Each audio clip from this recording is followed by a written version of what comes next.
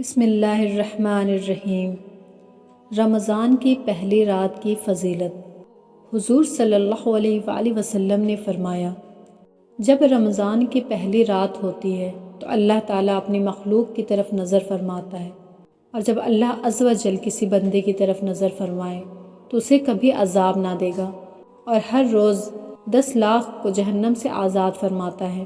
اور جب 29ویں رات ہوتی ہے تو مہینے بھر میں جتنے آزاد کیے ان کے مجموعے کے برابر اس ایک رات میں آزاد فرماتا ہے۔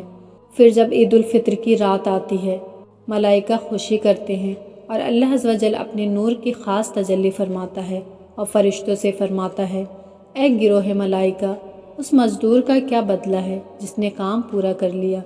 فرشتے عرض کرتے ہیں، اس کو پورا اجر دیا جائے۔ اللہ تعالیٰ فرماتا ہے، میں تمہیں گواہ کرتا ہوں کہ میں نے ان سب کو بخش دیا۔ جب ماہ رمضان شریف کی پہلی رات آتی ہے تو آسمانوں اور جنت کے دروازے کھول دیے جاتے ہیں اور آخر رات تک بند نہیں ہوتی۔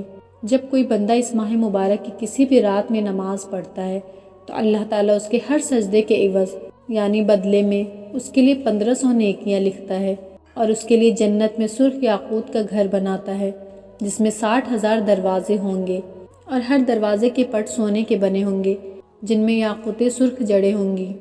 بس جو کوئی ماہ رمضان کا پہلا روزہ رکھتا ہے تو اللہ تعالیٰ مہینے کے آخری دن تک اس کے گناہ معاف فرما دیتا ہے۔ اس کے لیے صبح سے شام تک 70,000 فرشتے دعائیں مغفرت کرتے رہتے ہیں۔ رات اور دن میں جب بھی وہ سجدہ کرتا ہے تو اس کے ہر سجدے کے عوض یعنی بدلے اس کے لیے جنت میں ایک ایسا درخت عطا کیا جاتا ہے کہ اس کے سائے میں گھوڑے سوار 500 برس تک چلتا رہے۔ یہ رمضان ہمارے پاس آ گیا، اس میں جنت کے دروازے کھول دیے جاتے ہیں اور جہنم کے دروازے بند کر دیے جاتے ہیں اور شیاطین کو قید کر دیا جاتا ہے۔ محروم ہے وہ شخص جس نے رمضان پایا اور اس کی مغفرت نہ ہوئی، کہ جب اس کی رمضان میں مغفرت نہ ہوئی تو پھر کب ہوگی؟ روزے میں برکت کا وظیفہ۔ یکم رمضان المبارک کو مغرب کی نماز کے بعد جو کوئی 21 بار سورۃ القدر انا انزلنا فی لیلۃ القدر پڑھے تو اس کی روزی میں ایسی برکت ہوگی جیسے اونچی جگہ سے پانی نیچے کی طرف تیزی سے آتا ہے، اس طرح اس کی طرف مال و دولت تیزی سے بڑھے گا اور یوں اس کی تنگستی دور ہوگی انشاءاللہ۔